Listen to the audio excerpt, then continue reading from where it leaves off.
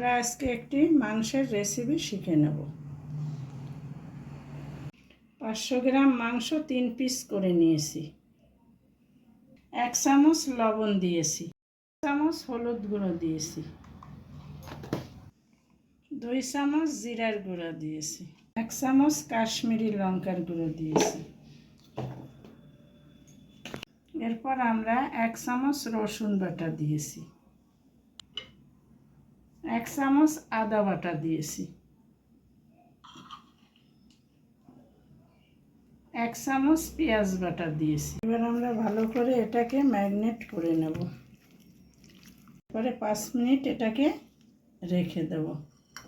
Minute 5 পরে আমরা 1 চামচ দই দিয়ে দেব।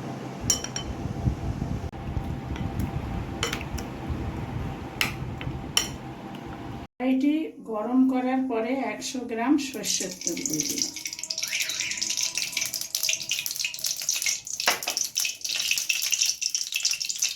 তাতে 2টো তেজপাতা দিয়ে দিয়েছি, 2 টুকরা দারচিনি দিয়েছি, 1টা এলাচ ফাটিয়ে দিয়েছি। তেলটা গরম হয়ে গেছে, এখন আমাদের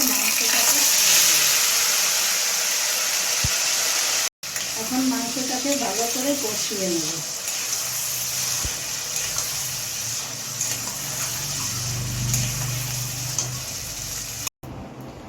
এখন আমাদের চিকেন মাংস কষাটা রেডি।